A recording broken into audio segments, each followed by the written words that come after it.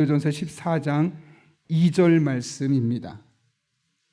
고린도전서 14장 2절의 말씀, 제가 가진 성경으로 신약성경 280쪽입니다. 280쪽 우리 한 목소리로 고린도전서 14장 2절 말씀을 함께 봉독하겠습니다. 방언을 말하는 자는 사람에게 하지 아니하고 하나님께 하나니 이는 알아듣는 자가 없고 영으로 비밀을 말함이라. 아멘. 말씀을 말하기에 앞서서 한 가지 제가 여러분에게 책을 추천드리려고 합니다. 제가 성령에 관한 것, 또 방언에 관한 책들을 한 30여 권 이상 읽은 것 같습니다. 다양한 책들, 다양한 관점에서 쓰여져 있는데요, 제가 읽어보고 가장 추천할 만한 한 책은 2권입니다. 그래서 이거는 제가 도서관에도 비치해 놓으려고 하고요, 기회가 되신 분들은 꼭 사서 보시면 제가 오늘 시간이 없어서 다 말하지 못하는 것들을 충분히 이해할 수 있을 겁니다. 왜 그러냐면 이 방언에 대해서 알면 영적으로 많은 유익이 있는데 몰라서 그 유익을 누리지 못하는 분들이 있기 때문에 그렇습니다. 방언 기도는 즐겁다, 방언은 고귀한 하늘의 언어라는 이 두 가지 책이, 하나는 한국분 교수님이 쓰신 책이고 하나는 외국 목사님 쓰신 책인데 꼭 한번, 2권 중에 어렵다, 제가 볼 때 이건 좀 학문적이라서 어려우면 이 책 정도는 좀 가벼워서 읽기 좋을 것 같습니다. 제가 이번 주일부터 이야기해서 도서관에 비치할 수 있도록 하겠습니다. 꼭 한번 읽어보시면 좋겠네요. 여러분, 방언에 대해서는 여러 가지 의견들이 있죠. 방언은 끝났다라고 말하는 분들이 있고, 어떤 분들은 아니다, 계속해서 방언의 은사는 나타나고 있다라고 말하는 이 두 부류로 나뉘어 있습니다. 근데 제가 좀 전에 추천해 드렸던 이 방언 기도는 즐겁다라는 책에 참 이 부분에 대해서 좋은 설명을 하고 있는데요, 여러분, 생선을 드시다가 가시가 생기면 어떻게 하죠? 에이, 생선에 가시 있네 하고 생선 통째로 버려버리든가요? 그렇게 하는 사람은 없을 겁니다. 아이를 갓난아기를 목욕시키고 나는데 목욕물이 더러워졌습니다. 그렇다고 물을 버리지 아이까지 함께 버리지 않지 않습니까? 그런 것처럼 방언에 대해서 어떤 사람은 끝났다라고 말하고 어떤 사람은 아니 여전히 지속되고 있다라고 말할 때 논란이 있으니까 그건 아예 나가 몰라도 돼, 나한테 필요 없어 라고 말하는 태도는 옳지 않다는 겁니다. 논란이 있을지언정 우린 그럼 도대체 성경이 무엇이라고 말씀하는지를 보다 정확하게 알고 그것을 따라가면 되는 것이죠. 좀 전에 이야기했던 것처럼 생선에 가시 있다고 해서 그 생선을 통째로 버리는 어리석은 사람이 되지 않기를 바랍니다. 실제로 사도 바울도 좀 이따 살펴보겠지만 고린도전서 14장 39절에서 방언 말하기를 금하지 말라고 했고, 고린도전서 14장 40절에서는 적당하게 하고 질서 있게 하라라고 이야기를 했습니다. 문제는 늘 조심만 하고 절제만 강조하다가 이 방언의 은혜, 이 능력을 경험하지 못하고 무기력하게 살아가는 성도들이 적지 않게 있다는 것이죠. 여러분, 영국의 아주 유명한 로이드 존스 목사님 들어보셨죠? 그분이 많은 책을 쓰셨는데 그 중에 하나가 성령 세례라는 책입니다. 그 책을 보게 되면 고린도 교회 성도들이 이 방언에 대한 문제를 가지고 논쟁이 생기다 보니까 그 문제를 점점 회피하고 아예 하지도 마, 이런 현상을 보고 나서 그 교회를 책망하며 이렇게 말합니다.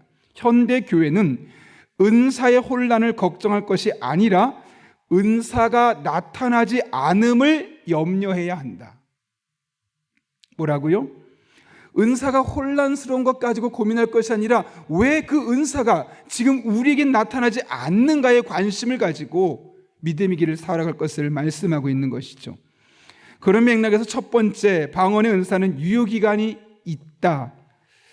주로 많은 분들이 요한복음 고린도전서 14장 8절부터 10절까지의 말씀 보면, 특별히 8절 말씀 보고 이렇게 말합니다. 사랑은 언제까지나 떨어지지 아니하되 예언도 패하고 방언도 그치고 지식도 패하리라. 방언이 그친다고 하지 않았느냐? 그러니까 방언은 성경이 완성되면서 끝난 거야. 그 뒤로 방언의 은사는 더 이상 없어 라고 말하는 방언 중지론자가 있습니다. 방언은 이미 끝났다는 겁니다. 왜요? 보십시오. 성경에 보면 예언도 패하고 방언도 그친다고 말하지 않았느냐 라고 이야기하는 한 부류가 있습니다. 그렇다면 여러분, 여기서 말하는 이 예언도 패하고 방언도 그치고 이 시점이 언제일까요? 도대체 이것이 언제 끝난다는 걸까요? 여기서 은사 폐기론자, 은사 중지론자들은 성경이 완성되는 순간 이제 방언도 끝났고 예언도 끝났고 더 이상 필요 없다라고 이야기를 하는 겁니다. 그러나 여러분 잘 보십시오. 그 이어지는 말씀 보게 되면 10절에 9절 보면 우리는 부분적으로 알고 부분적으로 예언하니 온전한 것이 올 때에는 부분적으로 하던 것이 패하리라. 그러니까 지금 예언이나 방언이나 지식, 우리가 갖고 있는 이런 지식들이 지금은 온전한 것이 오지 않았어요. 부분적으로 하던 것들이에요. 그럼 여기 온전한 것이 온다는 것은 하나님의 말씀이 완성되는 것을 말하는 건가? 왜냐하면 지금 사도 바울이 고린도전서 쓸 때는 신약 27권과 구약 이 39권이 완성되지 않은 시점이었으니까 그 시기를 말하는가? 계속 한번 볼까요? 내가 어렸을 때는 말하는 것이 어린아이와 같고 깨닫는 것이 어린아이 같고 생각하는 것이 어린아이 같다가 장성한 사람이 되어서는 어린아이의 일을 버렸노라. 잘 보세요. 12절이 중요합니다. 우리가 읽어보겠습니다. 시작.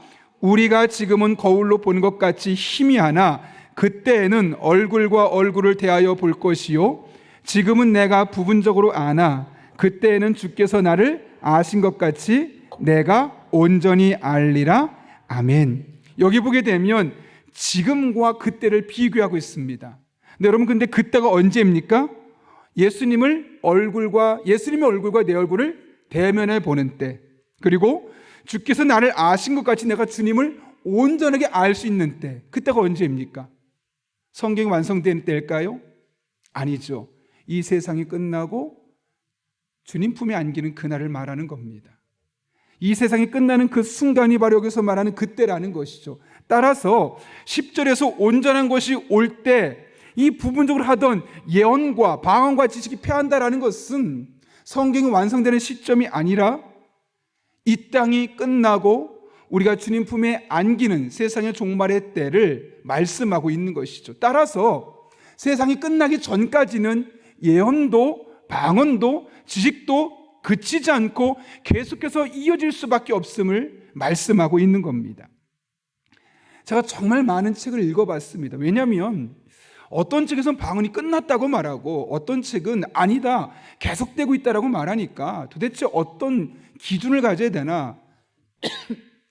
그런데 책을 여러 권을 읽다 보니까 딱 두 부류로 나뉩니다. 하나는 예언이나 방언이 끝났다라고 말하는 부류는 이 방언의 은사를 경험하지 못했던 사람들입니다.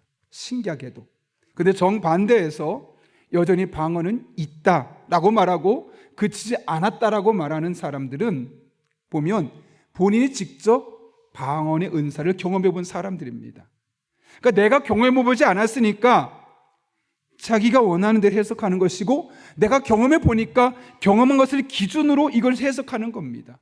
그렇게 둘로 나뉘어 있는 것을 보게 되는 것이죠. 여러분, 만약 방언의 은사가 이미 성경이 완성됨으로 끝났다면 오늘날 방언을 하는 사람은 어떤 사람일까요? 미쳤거나, 그렇죠? 헛소리 하는 것 아니겠습니까? 근데 여전히 방언이 있습니까? 없습니까? 있죠. 저도 합니다. 저는 고등학교 2학년 때 방언 은사를 받아서 꽤 오랫동안 방언의 기도를 계속 해왔습니다. 그러니까 여러분, 방언이 끝난 게 아닙니다. 제가 그냥 제 경험만으로 말하는 것이 아니라 우리가 읽었던 고린도전서 13장 8절부터 12절까지 말씀 우리가 분명히 말씀하고 있잖아요. 그러니까 방언이 끝났다라고 말하는 것에 굳이 귀를 기울일 필요가 없는 겁니다. 왜요? 여전히 우리를 통해 방언을 통해서 기도하게 만드신 하나님이 계시고, 실제로 성경도 방언이 끝나는 그날은 주님과 내가 얼굴을 대면하여 보는 때고, 주님께서 나를 아시는 것처럼 내가 주님을 완벽하게 알아갈 수 있는 때이기 때문에 그렇습니다. 자, 그렇다면 방언이 아직도 계속되고 있다면 도대체 방언은 어떤 형태로 성경에는 어떤 방언들이 나타나 있을까요? 가능한 한 제가 오늘 다 끝내려고 하는데 기도할 시간이 충분하지 않을 것 같으면 이번 주와 다음 주에 나눠서 하겠습니다. 사실 할 얘기는 많지만 너무 길게 하면 여러분이 힘드실까 봐 제가 좀 짧게 하려고 합니다. 자, 두 가지 방언이라고 나와 있는데 첫 번째로는 일단 여기서 볼 건 뭐냐면 방언이라는 단어가 헬라어에는 두 개의 단어가 있다는 겁니다. 하나는 설명하기 힘든 언어로서 헬라어로 글로사라는 단어가 있습니다. 예컨대 마가복음 16장 17절에 이런 표현이 있죠. 믿는 자들에게는, 읽어보겠습니다. 시작. 믿는 자들에게는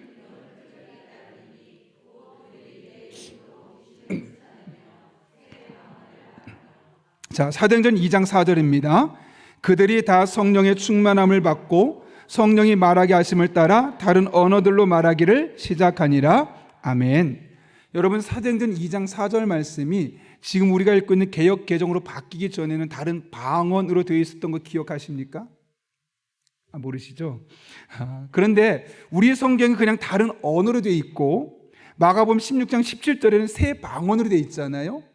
그런데 원문을 보면 글로사라는 하나의 단어로 되어 있다는 겁니다. 그러니까 우리 성경이 개역개정판으로 바뀌면서 이 단어를 좀 새롭게 번역했지만 원문은 똑같이 글로사라는 단어인데, 이 글로사라는 단어의 특징은 뭐냐면 설명을 요구하는 모호한 언어적 표현. 이게 무슨 말이냐? 뭐라고 설명하기 힘들어요. 그런데 입에서 나오기 때문에 말은 건 같긴 한데 뭐라고 설명하기 애매한 표현을 일컬어 글로사라고 말하는데, 마가복음 16장 17절에서 말하는, 또 사도행전 2장에서 말하는, 시간이 없어서 성경 구절 넣지는 않았지만 사도행전 10장 34절에서 말하는 이 다른 언어들, 또 고린도전에서 계속 나오는 이 방언의 은사로 나올 때 나왔던 이 언어들은 다 글로사라는 단어로 통합되고 있다는 거예요. 중요한 것은 여기 보십시오. 이 방언이 누구에게 임한다고 말합니까? 믿는 자들에게 임하는 겁니다. 믿는 자들에게. 여러분, 믿는 자들에게 방언이 임한다면 귀신의 방언이 있습니까? 없습니까? 있어요? 없어요? 어떻게 하라는 거죠? 있을까요? 없을까요? 있어요? 있어요? 믿는 자들에게 임하는 게 방언의 은사인데요, 없죠. 그거는 목사님들이 잘못 해석했던 거예요. 그런 용어를 쓰면 안 되는 거예요. 왜요, 여러분? 잘 보십시오.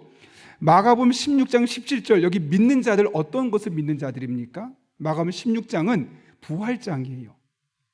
예수님이 우리의 죄를 위해 십자가에 못 박혀 죽으시고 3일 만에 부활하셔서 마귀의 권세를 이기신 분을 말할 때 그것을 믿는 자들을, 여기 그걸 말하는 거예요. 그러니까 부활신앙을 가지고 있는 자들에게 이런 방언의 은혜가 임할 것을 말씀하고 있는 거죠. 근데 귀신이 부활신앙을 갖고 있습니까? 아니죠. 더군다나 사도행전 2장 4절 말씀 보십시오. 성령이 말하게 하심을 따라 다른 글로사로 말하기를 시작하니라. 그러니까 사도행전 2장 4절에서 말하고 있었던 그들의 입에 나왔던 이 글로사 방언의 은사는 자기들이 흉내내서 한 게 아니라는 거예요. 성령께서 그들의 입술을 주장해 주셔서 만들어진 말이라는 거죠. 그래서 우리가 지난번에 한 달 전쯤에 살펴봤죠. 고린도전서 12장에서 여러 가지 은사를 말할 때 방언의 은사를 말했었습니다.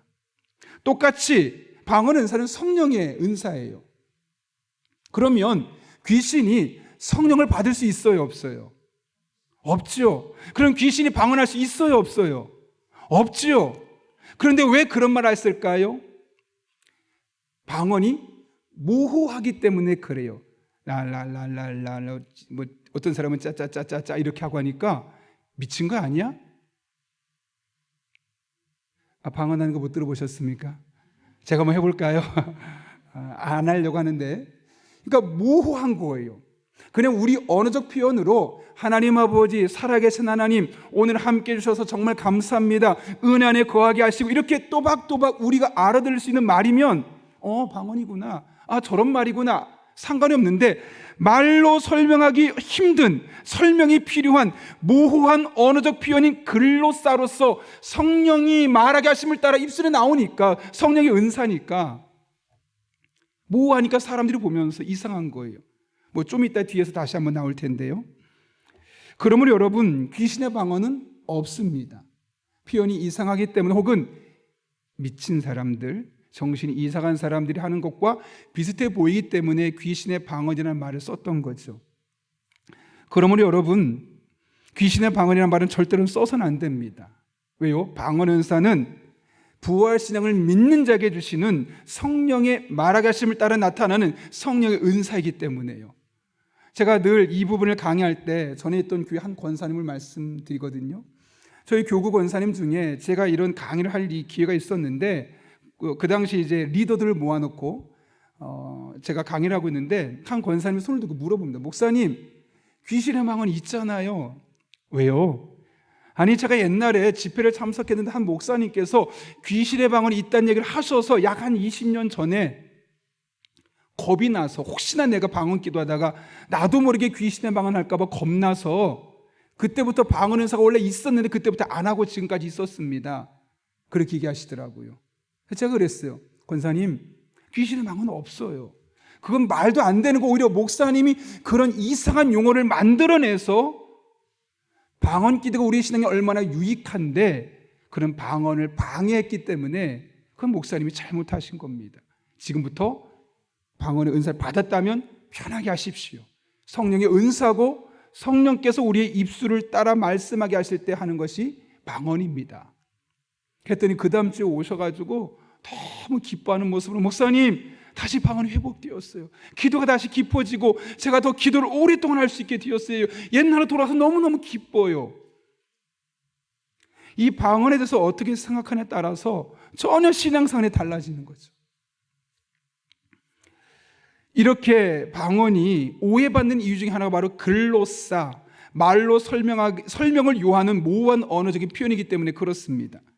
그런데 성경을 보게 되면 방언이라는 단어가 또 한 번 쓰여요. 그게 뭐냐면 두 번째 언어적 방언인데 디알렉토스란 단어예요. 그러니까 이 성경을 보면 한번 5절 6절 볼까요? 한번 읽어보겠습니다. 시작. 그때 경건한 유대인들이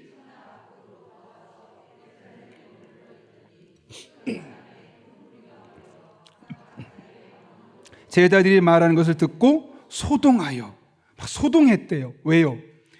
많은 사람들이 왔는데 이 갈릴리 사람들, 제자들이 지금 120명이 모여서 기도하고 있잖아요. 마가 다락방에서. 그렇죠? 막 기도하고 있는데 그 소리가 어떻게 들렸다고요? 각각 자기의 방언으로. 여기 방언은 글로사가 아니라 디알렉토스예요. 디알렉토스. 자, 계속해서 제가 좀 이따 설명드릴게요. 자, 7절부터 12절까지 한번 읽어볼까요? 이 사람들이 이야기를 듣고 놀랬어요. 볼까요? 7절. 다 놀라 신기하게 여겨 이르되, 보라, 이 말하는 사람들이 다 갈릴리 사람이 아니냐? 잘 들어보십시오. 지금 120명의 예수님의 제자들이 모여서 오순절 마가 다락방에서 열흘 동안 간절히 기도했다고 그러잖아요. 그럴 때는 그곳에 성령이 임했잖아요. 그리고 성령의 말하게 하심을 따라 다른 언어들로 글로써 방언의 은사가 임하겠다고 됐다고 말했잖아요. 그렇죠? 근데 그것을 그들이 들었어요. 갈릴리 사람들이 유대인의 언어인 아마도 그 당시에 아람어로 이야기를 했겠죠. 그런데 8절 보십시오. 우리가 우리 각 사람이 난 곳 방언으로 듣게 되는 것이 어찌 됨이냐. 외국 사람들이에요. 근데 자기네 나라 말을 들리게 됐다는 거예요. 잘 볼까요? 도대체 몇 개 나라인가? 9절부터 10절까지 있습니다. 시작. 메대인과 엘람인과 메소포타미아, 유대와 갑바도기와 본도와 아시아, 부르기아와 밤빌리아, 애굽과 및 구레네 가까운 리비아 여러 지방에 사는 사람들과 로마로부터 온 나그네 곧 유대인과 유대계스러운 사람이라. 11절. 그레데인과 아라바인들아. 적어도 여기 몇 나라의 사람들입니까? 14개국입니다. 14개 나라 사람들이 각 그 자리에 모였는데 120명이 기도하고 있는데 방언 은사가 임했는데 그 언어가 120명이 기도했던 것이 이 각각의 나라 사람들에게 자기네 나라 말을 들렸다는 거예요. 이해되셨습니까? 안 되셨나요? 자, 이 14개국 사람이 쫙 여러 명이 모여 있었던 거예요. 여러분이 방언으로 기도할 때 만약 여러분이 그냥 일반적인 언어로 기도했다면 갈릴리 사람들이니까 아람어로 이야기를 했고 기도를 했겠죠. 그런데 그 기도할 때 성령이 임하면서 성령의 말하게 하심을 따라 방언으로 기도했더니 14개국에 있었던 수많은 사람들이 갈릴리 사람의 말로 알아들은 것이 아니라 누구네 나라 말로요? 자기네 나라 말로요. 14개국어로 들려졌다는 거예요. 그래서 보시면 6절에 각각 자기의 방언으로, 또 8절에 우리가 각 사람이 난 곳 방언으로, 이것은 좀 전에 앞에서 살펴봤던 글로사가 아니라 디알렉토스예요. 여기서 말하는 디알렉토스는 말, 언어, 방언, 지방어, 사투리 이런 의미로 해석이 돼요. 이해되셨습니까? 그러니까 잘 보십시오. 글로사로 말했는데 알아들은 것은 디알렉토스예요. 설명하기 모호한 방언의 은사로 기도하면서 이 120명이 기도했더니 수천 명이 모였겠죠. 수백 명이 모였겠죠. 그들이 디알렉토스 자기네 나라 말로 다 알아들었다니까요. 그러니까 놀라는 거예요. 아니, 저 사람들이 우리 말을 어떻게 알지? 예컨대 그들이 어떤 한 나라 말로만 다 했다면 자기네 말을 알아들었겠지만 어떻게 14개 나라 사람이 다 자기네 말로 그걸 알아들었겠냐는 거죠.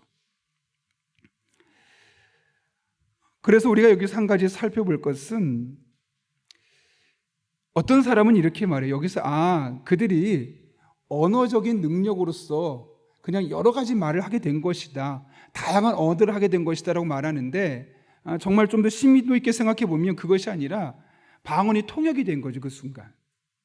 그렇지 않고서는 어떻게 각자 그 나라 사람들의 말로 알아들었겠어요? 그래서 여기 우리가 한 가지 기억할 것은, 앞에서 말하는 성령의 은사를 말할 때는 글로사라고 말해서 말로 설명하기 힘든 모호한 표현들을 의미하고, 그것이 지금 그 다양한 14개국 나라 사람이 알아냈던 이 방언이란 말은 글로사가 아니라 디알렉토스로 그냥 자기네 나라 모국어로 알아들었다는 것. 이게 사실 여러분이 잘 기억하셔야 됩니다. 그래서 방언을 다 똑같이 우리나라 말로 방언으로 되어 있으니까 똑같은 거구나, 그렇게 보면 안 되는 거예요. 헬라어에서 글로사와 디알렉토스로 전혀 다르게 쓰이고 있다는 사실을 기억해야 되는 것이죠. 자, 보십시오. 그랬더니 이들이 어떻게 해요? 두 번째, 방언을 대했던 그들의 반응이에요. 사도행전 2장 12절 말씀, 다 놀라며 당황하며 서로 이르되 이 어찌된 일이냐? 말도 안 된다는 거예요. 저 사람들이 뭐라고 막 소리내고 있는데 다 자기네 말을 들은 거예요. 잠깐만 머리 상상력을 발휘해 보십시오. 120명이 모여서 막 기도하는데 14개국 나라에 있는 사람들이 다 자기네 말을 알아들으니까 이상한 거죠. 그러니까 보세요. 놀라며 당황한 거예요. 이런 일이 일어날 수 없다는 거예요. 그래서 어찌된 일이냐라고 놀라는 부류가 한 부류. 또 한 부류는 뭡니까? 13절 읽겠습니다. 시작. 또 어떤 이들은 조롱하여 이르되, 술 취해서 그런 거야. 안 믿는 거죠. 뭔가 그냥 그들이 말했던 글로사, 설명을 요하는 모호한 언어적인 표현으로 막 기도하고 있으니까 랄랄랄랄라 막 이런 식으로 기도하고 있으니까 술 취했구나, 낮술 먹었네, 그렇지 않고 어떻게 저런 말을 할 수 있겠어. 극명하게 갈리죠. 놀라고 도대체 무엇일까? 어떻게 저런 일이 일어났을까? 의구심을 포하는 사람이 한 명 있다면, 저 미쳤어, 술 취한 거야, 벌써 낮술 먹고 지금 뭐 하는 거야, 120명이나 되는 사람이. 이렇게 둘로 갈리고 있었다는 거죠. 왜 그랬을까요, 여러분? 이게 단순히 외국어였다면 그렇지 않았을 거예요. 그들이 표현하는 방식이 외국어로 또박또박 말한 것이 아니라 다 같이 120명이 방언 은사를 받아서 했는데 자기네의 말을 들리고 현상으로 볼 때는 이상하게 말하니까 이런 일이 일어날 수밖에 없었던 거죠. 그래서 제가 이것이 그냥 외국어로 말했다고 하는 것이 아니라 방언이 통역됐다고 말할 수밖에 없는 이유라는 거예요. 자, 그렇다면 여러분, 방언이 이렇게 되었다면 도대체 방언은 우리에게 어떤 효과, 또 우리가 어떤 유익이 있을까요? 제가 요거까지만 하고 다음번에 한 번 더 하고 기도하면 좋겠는데, 오늘은요. 자, 첫 번째로는 방언은 보시면요, 그냥 방언이 아니라 다 방언 기도임을 알 수 있습니다. 성경을 통해서. 자, 먼저 고린도전서 14장 2절, 오늘 읽은 말씀이죠. 같이 한번 읽어볼까요? 시작. 방언을 말하는 자는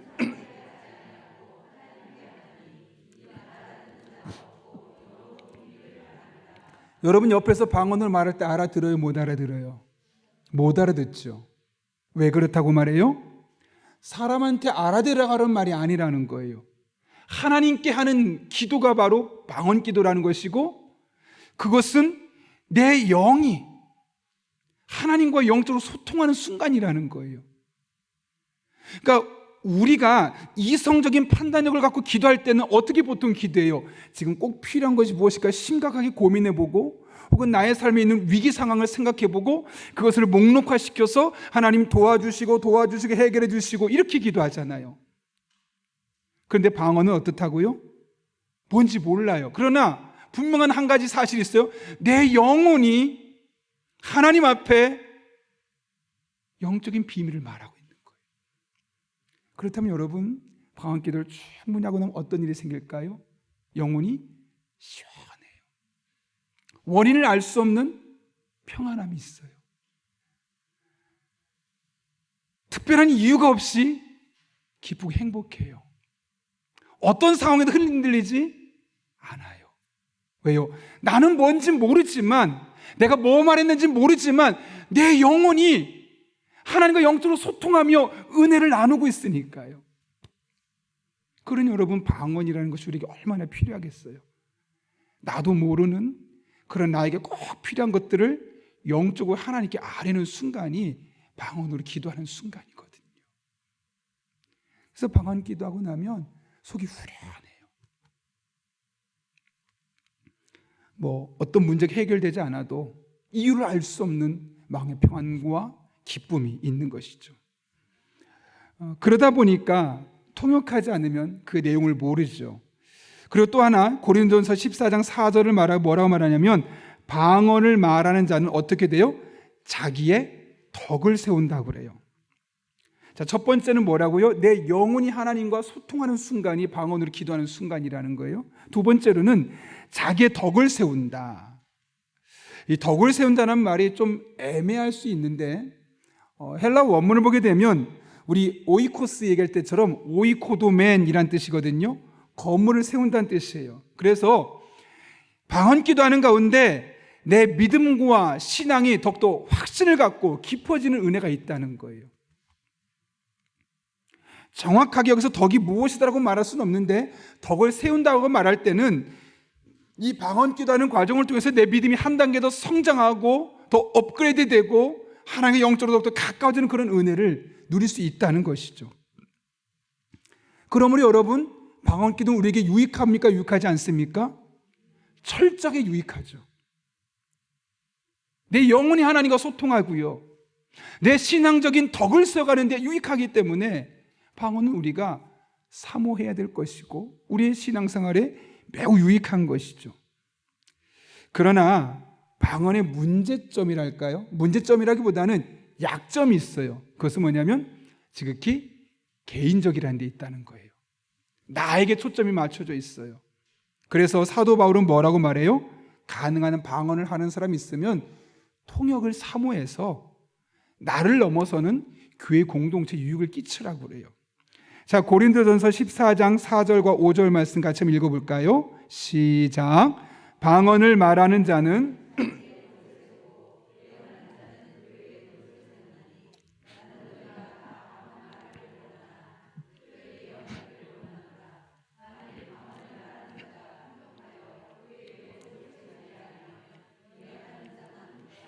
왜요? 자기는 유익하고 좋은데 다른 사람에겐 유익이 안 될 수 있다는 거죠. 그러니까 그 내 영혼이 하나님 앞에 지금 기도하는 그것을 통역이 되어서 성도들이 지금 그것을 깨닫고 알아들을 수 있게 하라.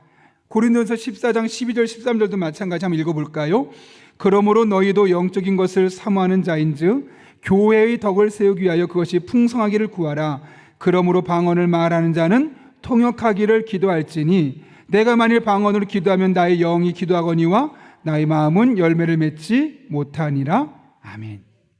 자, 통역하기를 기도해라. 실제로 제가 예전에 교회에서 부교육자로 사역할 때 담임 목사님께서 방언 통역하는 은사가 있는 분이 있으셨습니다. 그래서 이 성령에 대해서 함께 강의하고 오랜 시간 기도하는 가운데 한 30분 정도를 기도했던 것 같은데요, 한 분에게 하나님께서 통역 은사를 주셨어요. 지금은 권사님 되셨고 그때는 집사님이셨는데, 그분이 나와서 통역을 하는데 제가 이제 마이크를 잡고 방언 기도를 하는 거예요. 근데 그분 옆에서 그것을 알아듣는 거죠. 그걸 어떻게 알았냐면, 자기도 그냥 열심히 기도하고 있는데 제가 앞에서 마이크를 붙잡고 인도하고 있는데 제가 무슨 기도하는지 들리더래요. 그래서 손 들고 목사님 들려요 들려요 하는 거예요. 그래서 알고 봤더니 통역하는 건데, 제가 그 당시 한 30분 정도 성도들과 함께 기도하고 있는데 이렇게 기도하더래요. 하나님, 이 시간 저와 함께 해주시고 제가 기도하는 건데 이 영적인 차를 하나님 책임져 주셔서 우리 성도들이 은혜가 임할 수 있게 해주십시오. 막 강력하게 믿음으로 선포하며 제가 기도하더래요. 저는 뭐 기도하는지도 모르는데. 그래서 그분이 나오셔서 제가 기도했던 것들을, 방언으로 기도했던 것들을 통역하는, 그러니까 성도들이 다 놀라, 이렇게도 우리가 기도할 수 있는 거구나. 앞에서 방언으로 기도를 인도할 때 그냥 혼자 자기 기도하는 것이 아니라 때로는 내 영혼이 하나님 앞에 정말 목마름을 가지고 우리 성도들 축복하고 있는 그 기도를 하나님이 해석하게 해주시는구나. 그래서 저는 그때 저도 처음 알았어요. 목회자가 앞에서 방언으로 기도하는 것이 그냥 자신 개인만을 위한 기도가 아니라 그것은 때로는 성도들의 영적을 위한 기도일 수도 있겠구나라는 것을 그때 저도 처음으로 깨닫게 되었던 것이죠. 저는 그래서 그때부터 제가 고등학교 2학년 때 18살 때부터 방언의 기도를 했거든요. 그러니까 벌써 한 32년이 됐습니다. 그런데 아직까지 하나님이 통역 은사를 안 주세요. 두 가지를 생각해요. 첫 번째로는 통역 은사를 주면 교만해질까 봐. 또 하나로는 아직 필요하지 않은 것 같아서. 뭔지 잘 모르겠어요. 그러나 아직까지는 주지 않으셨고, 근데 강의를 준비하면서 다시 기도해야겠다 생각해보니까 최근에 제가 구하지 않았더라고요. 그냥 성령 충만함만 구했지, 내가 정말 방언을 기도하며 통역이 되어서 하나님께서 어떻게 말씀하신지를 좀 알고 싶다는 그런 갈망이 다시 말씀을 준비하면서 제 마음에 생기더라고요. 여러분, 방언으로 기도하시는 분들 계시죠? 통역을 사모해 보십시오. 그럴 때 개인의 신앙을 유익을 넘어서서 교회 공동체 유익을 세워갈 수 있습니다. 다른 말 하면 방언으로 기도하는 분이 많으면 많을수록 좋고, 방언으로 많이 기도하는 분들이 통역을 하게 되면 될수록 더 좋은 거죠. 왜요? 교회 공동체를 다양한 모습으로 세워갈 수 있기 때문에. 세 번째와 네 번째는 아주 중요한 내용들이어서 제가 다음번에 하려고 합니다. 우리가 함께 이 시간 잠깐 기도하고 나서 하나님 앞에 찬양하고 함께 기도하면 좋겠습니다. 거룩하신 아버지 하나님, 방언이 끝났다, 계속되고 있다, 이런 논쟁의 귀를 기울이기보다는 말하기를 금하지 말라 말하고 질서 있게 말하겠던 사도 바울의 권면을 받아들여 은사의 혼란을 걱정할 것이 아니라 은사가 나타나지 않음을 염려하며 더 기도에 힘쓰는 우리 성도들 되게 하여 주옵소서. 그래서 늘 성령으로 충만하게 하시고, 특별히 방언의 은사를 통해 우리의 기도의 생활이 깊어지게 하시고, 우리 영적으로 유익을 경험하고 우리 영혼이 하나님과 더욱더 깊이 소통하는 놀라운 은총을 경험하게 하여 주옵소서. 오늘도 함께할 줄로 믿사옵고 예수님의 이름으로 기도하옵나이다. 아멘.